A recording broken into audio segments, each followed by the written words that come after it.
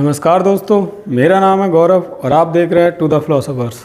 दोस्तों, आज हम सभी मोबाइल फ़ोन यूज़ करते हैं, वायरलेस कम्युनिकेशन सिस्टम्स यूज़ करते हैं, वाईफाई, इंटरनेट और रेडियो का इस्तेमाल करते हैं। लेकिन क्या आप जानते हैं, जिस व्यक्ति ने इसकी खोज करी उसने इसको बेकार कहा था, लेकिन आज वो कितना यूज़फुल है वो हम जानते हैं। हम बात कर रहे हैं हेनरिक हर्ट्ज़ के बारे में, जिन्होंने रेडियो वेव्स का आविष्कार किया। तो आज हम जानेंगे कि कैसे इन्होंने अपने एक्सपेरिमेंट से मैक्सवेल की इक्वेशंस को बताया कि वो हाँ पॉसिबल है और कैसे रेडियो वेव्स का आविष्कार हुआ। तो चलिए शुरू करते हैं।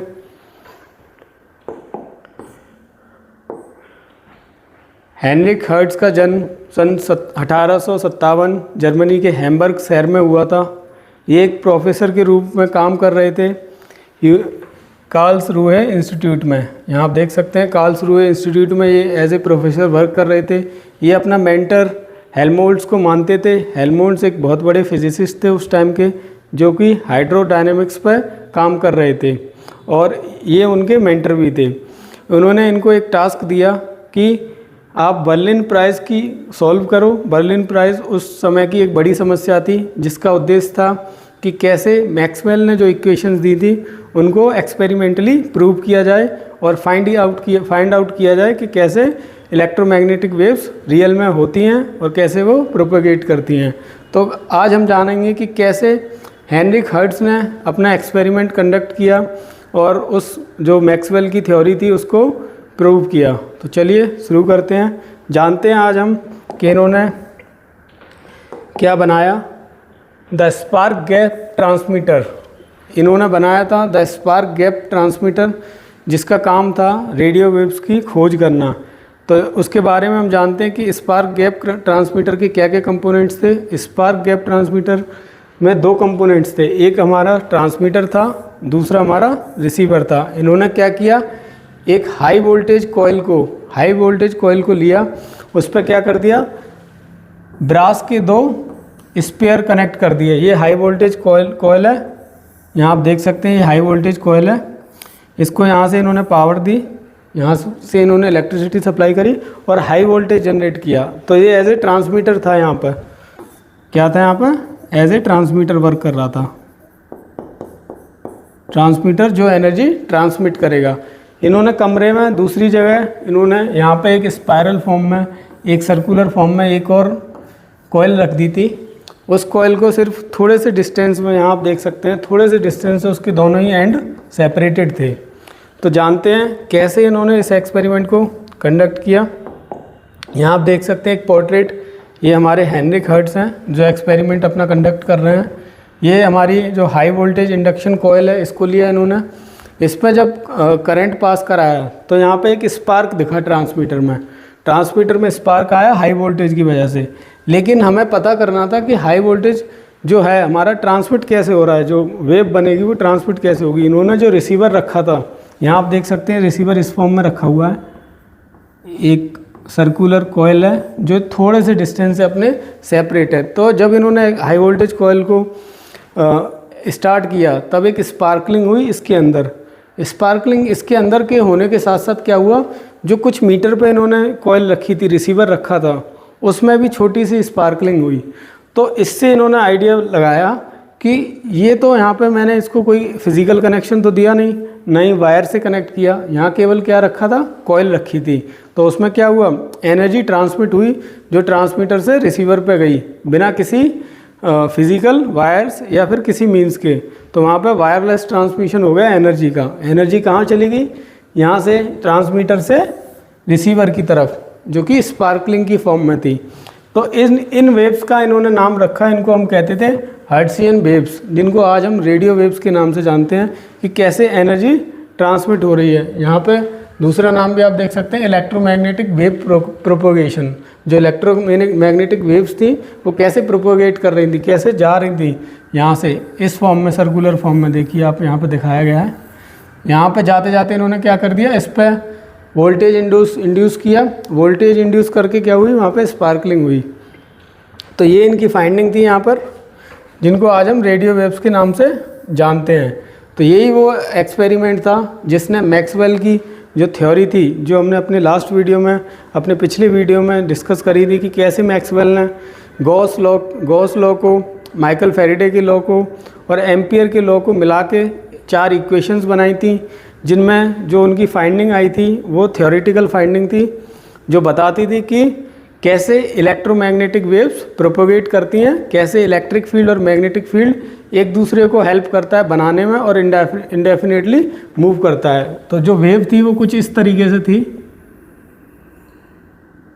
यहाँ पे आप देख सकते थे, यहाँ पे कुछ बीच में वो भी बनी हुई थी, एक जिसमें से इलेक्ट्रिक वेव थी, इलेक्ट्रिक फील्ड की थी, एक थी हमारी मैग्नेटिक फील्ड की, ई और बी, जो दोनों ही साथ में प्रोपोगेट कर रही थी।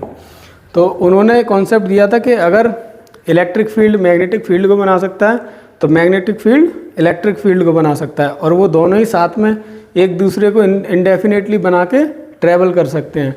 तो वो उन्होंने थ्योरेटिकल इक्वेशंस दी थी और प्रूफ किया था।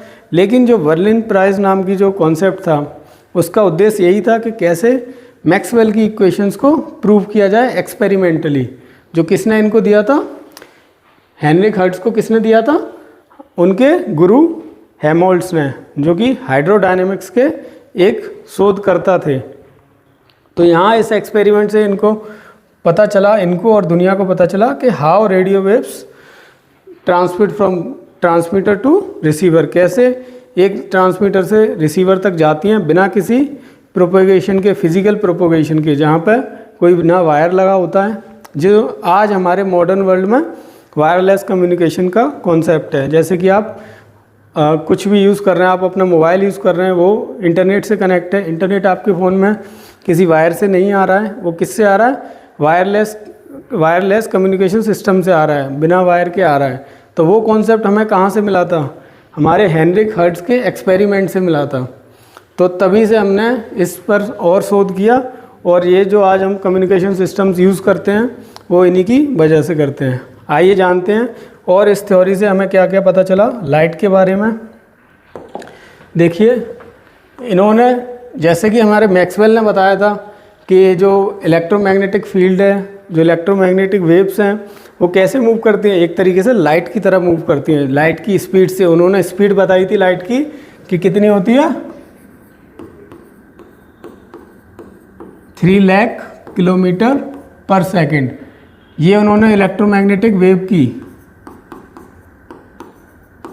जो कि स्पीड बताई थी, वो कितनी बताई थी, 3 लाख किलोमीटर पर सेकंड, जो कि क्या है, हमारी स्पीड ऑफ लाइट के बराबर है। जो सी हमारी स्पीड ऑफ लाइट होती है वो कितनी होती है, 3.3 इंटू 10⁸ मीटर पर सेकंड।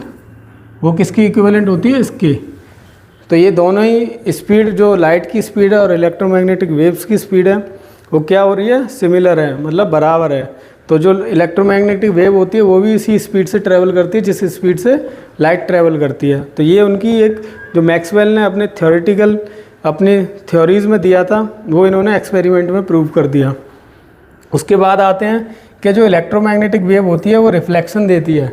रिफ्लेक्शन माने कि अगर आप यहाँ पे, इन्होंने क्या किया, जिंक की प्लेट लगा दी और फिर इस पर इलेक्ट्रोमैग्नेटिक वेव को डाला, तो जब इस पर इलेक्ट्रोमैग्नेटिक वेव्स पड़ी तो क्या हुआ, वो अपने एक एंगल पे डिफ्लेक्ट कर गई, मान लीजिए थीटा एंगल पे डिफ्लेक्ट कर गई। जैसे ही जिंक पे पड़ी वो वेव वापस से किसी एंगल पे डाइवर्ट कर गई। तो यहाँ से पता चला इनको कि यहाँ पे क्या हो रहा है, रिफ्लेक्शन हो रहा है of electromagnetic wave. Just like, जैसे कि आप शीशा देखते हो, शीशा में क्या हो रहा है, शीशे में होता है कि जब लाइट पड़ती है तो वो वापस रिफ्लेक्ट करती है, उसी की वजह से हम अपना चेहरा शीशे में देख पाते हैं। तो वही कॉन्सेप्ट था हमारा इलेक्ट्रोमैग्नेटिक वेव का भी। फिर उसके बाद आता है रिफ्लेक्शन। रिफ्रैक्शन में क्या होता है कि इन्होंने एक प्रिज्म लिया एस्फाल्ट का, जहाँ इसको हम पिच भी बोलते हैं, एस्फाल्ट का एक प्रिज्म लिया, उस पर क्या किया, इलेक्ट्रोमैग्नेटिक वेव डाली। तो जब वेव आई यहाँ पे तो वो क्या कर गई, वो डाइवर्ट हो गई, रिफ्रैक्ट हो गई। रिफ्रैक्ट मतलब जिस एंगल पे आई उससे अलग एंगल पे दूसरी साइड से निकल गई। तो ये जिस प्रिंसिपल पे, जैसे कि लाइट का हम जो स्पेक्ट्रम देखते हैं, वो एक प्रिज्म से क्रॉस कराने के बाद जो लाइट डाइवर्ट होती है अलग अलग कलर में, वो वही कॉन्सेप्ट यहाँ पे इलेक्ट्रोमैग्नेटिक वेव के साथ था। तो जो इलेक्ट्रोमैग्नेटिक वेव होती है वो सिमिलर टू लाइट होती है, ये फाइंडिंग मिली इनके एक्सपेरिमेंट से। अब हम आगे चलते हैं कि कैसे एक हमारा फोटो इलेक्ट्रिक इफेक्ट था, वो इन्होंने ऑब्जर्व किया। फोटो इलेक्ट्रिक इफेक्ट को कैसे इन्होंने ऑब्जर्व किया, लेकिन इन्होंने ठीक से उसको एक्सप्लेन नहीं कर पाया, इन्होंने उसको नज़रअंदाज कर दिया। फोटो इलेक्ट्रिक इफेक्ट हमारा वो इफेक्ट होता है जिसमें हम लाइट से इलेक्ट्रिकल एनर्जी बनाते हैं, जिस प्रिंसिपल में हमारे आज के सौर ऊर्जा के सोलर मॉड्यूल्स वर्क करते हैं। उस प्रिंसिपल का सीधा एक्सप्लेनेशन ये है कि जब लाइट किसी सरफेस पे पड़ती है तो वहाँ पे इलेक्ट्रॉन्स एमिट होते हैं, और इलेक्ट्रॉन्स एमिट होते हैं तो क्या होता है, वहाँ पे इलेक्ट्रिसिटी जनरेट होती है। अगर वहाँ सर्किट कंप्लीट हो जाता है तो लाइट के अंदर क्या होते हैं, हमारे फोटॉन्स होते हैं। और फोटॉन्स क्या है, हमारे सबसे छोटे पार्टिकल्स हैं जिनको हम इलेक्ट्रोमैग्नेटिक वेव्स के सबसे छोटे पार्टिकल बोलते हैं। एक तरीके से वो उसमें ना मास होता है ना कोई उसकी वैल्यू होती है, लेकिन वो पार्ट ऑफ इलेक्ट्रोमैग्नेटिक वेव होता है जो उसका सबसे छोटा पार्ट होता है। वही जब हमारे मेटल पे पड़ते हैं या किसी सेमीकंडक्टर पे पड़ते हैं तो क्या करते हैं, इलेक्ट्रॉन्स एमिट करते हैं। इलेक्ट्रॉन्स एमिट होते हैं तो फिर क्या होता है, आपको पता है कि चार्ज मूव हो गया तो क्या हुआ, इलेक्ट्रिसिटी बनेगी। तो वही कॉन्सेप्ट यहाँ पर फोटो इलेक्ट्रिक इफेक्ट का इन्होंने हेनरिक हर्ट्ज ने ऑब्जर्व किया अपने एक्सपेरिमेंट में, लेकिन वो उसको एक्सप्लेन नहीं कर पाया और उन्होंने उस पर ध्यान नहीं दिया। लेकिन क्या हुआ कि 20 साल बाद यही इफ़ेक्ट को आइंस्टीन ने बताया, जिसकी वजह से उनको नोबेल प्राइज़ मिला फोटो इलेक्ट्रिक इफेक्ट देने के लिए। तो जहाँ हर्ट्ज ने इसकी डिस्कवरी कर दी थी पहले ही, लेकिन उन्होंने उसको ध्यान नहीं दिया, बिल्कुल भी उसको आगे नहीं लगे। और आइंस्टीन ने क्या किया, उसी प्रिंसिपल पर वर्क किया 20 साल बाद, और उनको क्या मिला, नोबेल प्राइज़ मिला फोटो इलेक्ट्रिक इफेक्ट के लिए। तो ये भी इन्होंने ही देख लिया था। अब बात आते हैं हम कि कैसे, जो मैंने आपको वीडियो की स्टार्टिंग में बताया था कि कैसे इन्होंने बोल दिया कि ये इसका कोई यूज़ नहीं है, जिसके इन्होंने रेडियो वेव्स का आविष्कार किया। इन्होंने बताया कि कैसे ट्रांसमीटर से रिसीवर तक हमारी वेव है वो प्रोपोगेट कर रही है, कैसे रिसीवर पे स्पार्कलिंग हुई। अगर हमने हाई वोल्टेज अगर इंड्यूस कराया ट्रांसमीटर में तो रिसीवर तक बिना वायर के रेडियो वेव की वजह से ना क्या हो गया था, स्पार्कलिंग हुआ था।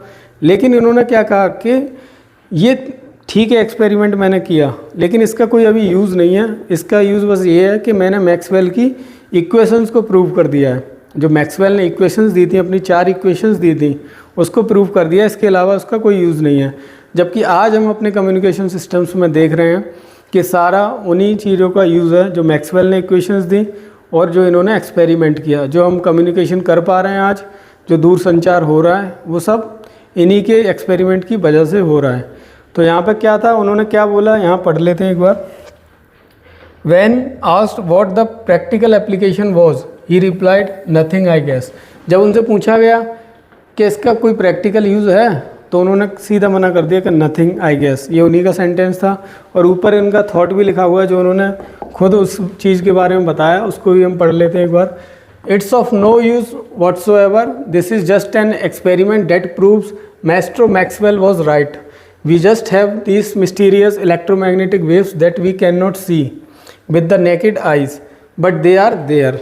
इन्होंने बस ये बता दिया कि ये तो बस मैक्सवेल की इक्वेशंस को प्रूव किया है मैंने, और ये वो वेव्स हैं जिनको हम अपनी आंखों से देख नहीं सकते हैं नॉर्मल विजिबल लाइट में, और बस यही है। इसका आगे कोई यूज़, मैं कोई प्रैक्टिकल यूज़ इसका मानता नहीं हूँ। तब हो सकता है उनको उन्होंने ये ना सोच पाया हो कि हम कम्युनिकेशन सिस्टम बनाएंगे, लेकिन आगे चल के जो वैज्ञानिकों ने इस पर और रिसर्च करी तो उनके बारे में हम बात करेंगे अपने वीडियो में, आगे वाले वीडियो में। यहाँ हम अपने जो इनको अवार्ड दिया गया हम उसको देख लेते हैं एक बार। तो सन 1930 में क्या हुआ, सन 1930 में इंटरनेशनल इलेक्ट्रोटेक्निकल जो कमीशन थी, उन्होंने इनको जो फ्रिक्वेंसी की यूनिट इनके नाम पर रख दी। जैसे कि फ्रिक्वेंसी की यूनिट क्या होती है, हर्ट्ज़ होती है, तो वो किसके नाम पे है, हेनरिक हर्ट्ज़ के नाम पे है। इनके सम्मान में आईईसी ने इसकी फ्रिक्वेंसी की यूनिट को इनके नाम पर रख दिया। यहाँ आप देख सकते हैं एक जस्ट पोर्ट्रेट दिया गया है कि कैसे इनके सम्मान में यूनिट को रखा गया। यहाँ इनकी फ़ोटो आप देख सकते हैं। ये रियल इमेज तो नहीं है, लेकिन कुछ ऐसा ही इनको संबोधित किया गया था। 1930 में आईईसी ने फ्रिक्वेंसी की यूनिट को हर्ट्ज़ रख दिया। और हर्ट्ज़ क्या था क्या है, आज भी हम जब फ्रीक्वेंसी वर्ड को यूज़ करते हैं, जब उसकी वैल्यू लिखते हैं, जैसे कि 50 हर्ट्ज़, जो आज हम देखते हैं इंडिया में जो सप्लाई आती है वो 50 हर्ट्ज़ की होती है, यूएस में 60 हर्ट्ज़। तो यही दो यूनिट्स हैं जो फ्रीक्वेंसी की अभी हम वर्ल्ड वाइड यूज़ कर रहे हैं मोस्टली। तो ये किसके नाम पर हैं? हेनरिक हर्ट्ज़ के नाम पर इनकी यूनिट रखी गई है। और फ्रीक्वेंसी आप सभी अगर नहीं जानते तो मैं आपको बता देता हूँ। फ्रीक्वेंसी होता है किसी भी चीज़ का propagation number of cycles per unit time, कि एक यूनिट टाइम में कितनी साइकिल्स कोई करंट हुआ या फिर कोई वेवलेंथ हुई, या फिर कोई वेव हुई, वो क्या कर रही है, ट्रैवल कर रही है एक सेकंड में। जैसे कि ये आप ग्राफ ले लीजिए, टाइम का ग्राफ। यहाँ पे कोई भी साइकिल है, एक टाइम पे कितनी साइकिल्स ट्रैवल कर रही है, मतलब एक सेकंड में कितनी साइकिल्स बना रही है। मान लीजिए मैं एक सेकंड में एक ही साइकिल बना पा रहा हूँ, यहाँ से 360 डिग्री एक टाइम में एक ही बार मैं ट्रैवल करके वापस आ रहा हूँ। वो एक साइकिल को हम क्या बोलेंगे, वो साइकिल होगी हमारी वन फ्रीक्वेंसी मतलब 1 हर्ट्ज़। 1 हर्ट्ज़ का मतलब होगा 1 साइकिल पर सेकंड, मतलब एक साइकिल मैंने दूरी तय करी और वापस आया कितने में, 1 सेकंड में। तो फ्रीक्वेंसी का मतलब वो होता है। तो फ्रीक्वेंसी की यूनिट हमारी क्या रख दी गई, हर्ट्ज़ रख दी गई। और अगर आप इलेक्ट्रिकल अगर व्यू से देखें तो इलेक्ट्रिकल करंट के लिए ये यूज़ करी जाती है 60 हर्ट्ज़। तो उसमें देखा जाता है कि जो इलेक्ट्रिकल करंट है वो एक सेकंड में कितना ट्रैवल कर रहा है। तो जो 50 हर्ट्ज़ का मतलब होता है कि वो 50 साइकिल कंप्लीट कर रहा है। जो एक साइकिल, जैसे ये है एक साइकिल, ये कंप्लीट एक साइकिल है, तो 50 साइकिल कितने में कंप्लीट कर रहा है, एक सेकंड में। 50 हर्ट्ज़ का मतलब हुआ कि 50 साइकिल करंट कंप्लीट कर रहा है एक सेकंड में। एक सेकंड में वो 50 साइकिल आ जा रहा है, ठीक है। तो ये यूनिट उनके नाम पर दी, उनके सम्मान में दी, और जिसका आज हम इस्तेमाल कर रहे हैं और सब जगह देखते हैं जहाँ पर भी फ्रीक्वेंसी का यूटिलाइजेशन होता है।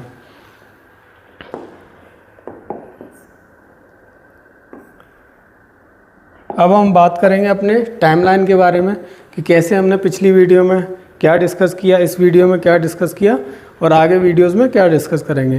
तो अब देख सकते हैं यहाँ पर 1864 में हमने मैक्सवेल की थ्योरी देखी। जो मैक्सवेल ने 4 इक्वेशंस दी थी अपने पिछले वीडियोस में, जो मैंने एक्सप्लेन करी हैं। अगर आपने वो वीडियो नहीं देखा तो आप जाइए, गो थ्रू करिए, एक बार वीडियो को पूरा देखिए, आपको सारी इक्वेशंस समझ में आ जाएंगी। मैंने उसमें डिटेल एक्सप्लेनेशन दिया है। उसके बाद आज हम आ चुके हैं 1887 जहाँ हर्ट्ज़ ने क्या प्रूव कर दिया, रेडियो वेव्स को, कि इलेक्ट्रोमैग्नेटिक जो वेव्स होती हैं वो ट्रैवल करती हैं with the speed of light. उनकी जो प्रॉपर्टीज़ होती हैं वो स्पीड ऑफ लाइट की जैसी होती हैं, लाइट की जैसी ही होती हैं, जैसा कि मैक्सवेल ने बताया था। अब जो हमारे इनसे आगे हैं वो हमारे 1895 में, जहाँ मार्कोनी ने वायरलेस कम्युनिकेशन का कॉन्सेप्ट दिया था। उन्होंने कॉन्सेप्ट तो यहीं से मिल गया, लेकिन उन्होंने क्या किया, उन्होंने जो लॉन्ग डिस्टेंस पे वायरलेस कम्युनिकेशन थी उस कम्युनिकेशन के लिए उन्होंने एक्सपेरिमेंट किए थे। तो थोड़ा सा उनके बारे में जानते हैं।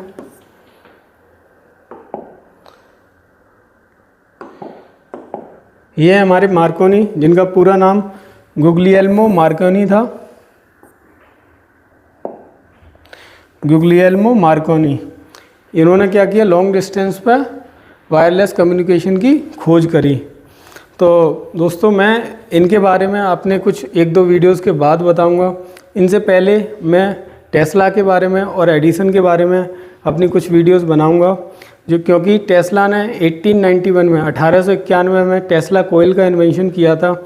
और टेस्ला और एडिसन उस समय के बहुत बड़े इन्वेंटर्स थे जिनको मैं कवर करूंगा, क्योंकि उनको मैंने इस सीरीज़ में इसलिए नहीं रखा था as a point of philosophical view कि एक वो दार्शनिक तो नहीं थे, लेकिन वो इन्वेंटर्स काफ़ी बड़े थे, क्योंकि जिन्होंने इन्वेंशन किए, अपना जो इन्वेंशन किए वो उन्होंने खुद के किए, लेकिन उन्होंने कुछ डिस्कवर नहीं किया, उन्होंने फिलोसफिकल व्यू से नहीं सोचा था, इसलिए मैंने उनको लिस्ट में नहीं रखा था। लेकिन आज मैं चाहता हूँ कि मैं अगली जो वीडियो बनाऊँ वो निकोला टेस्ला के ऊपर बनाऊँ और उनके जो एक्सपेरिमेंट्स थे, उनका जो योगदान है एसी करंट में, उसको एक्सप्लोर करूं और आप सभी को बताऊं, क्योंकि एडिसन और टेस्ला ने बहुत इम्पोर्टेंट हमारे इलेक्ट्रिकल इंजीनियरिंग के कॉन्सेप्ट दिए हैं, एसी और डीसी करंट के कॉन्सेप्ट दिए हैं, प्लस एडिसन ने आपको पता ही है, एडिसन ने बल्ब का आविष्कार भी किया था। तो इसलिए मैं चाहता हूँ कि अपने जो नेक्स्ट वीडियो बनाऊँ वो निकोला टेस्ला पर बनाऊँ। तो आप जो नेक्स्ट वीडियो में हम मिलेंगे तो निकोला टेस्ला के साथ मिलेंगे। फिर उसके बाद मैं चाहता हूँ कि एडिसन पर आपको कुछ जानकारी दूँ। उसके बाद हम आते हैं मार्कोनी पर। तो अगले 2 वीडियोस जो रहेंगे वो टेस्ला और एडिसन पर रहेंगे। दोस्तों, जैसा आपको पता है मेरा चैनल है टू द फिलोसोफर्स, और आप लाइक करिए, शेयर करिए, सब्सक्राइब करिए और मुझे कमेंट करके बताइए कि वीडियोस आपको इन्फॉर्मेटिव लग रही हैं या नहीं। जैसा मैं समझता हूँ, मुझे लगता है कि ये बहुत ही इम्पोर्टेंट है कि हम लोगों को सभी को ये जानकारी हो कि कैसे कैसे हमारे जीवन में जो हम डेली लाइफ में जो चीज़ें यूज़ कर रहे हैं उसका आविष्कार किसने किया। कम से कम as a human being, as a इंसान हम जानना चाहिए, हमको ये क्यूरियोसिटी होनी चाहिए कि कैसे जो चीज़ें हम यूज़ कर रहे हैं वो किसने बनाई हैं और इनका यूज़ हम कैसे कर रहे हैं। तो वो इम्पोर्टेंस आप समझिए, मेरी वीडियोस देखिए, आपको सारी चीज़ें पता चलती रहेंगी कैसे कैसे 1600 से लेके अब तक हमने कवर किया है, किन किन फिजिसिस्ट को कवर किया है, ये देखिए आप। तो आप बने रहिए। थैंक यू, धन्यवाद आप सभी का। Stay tuned.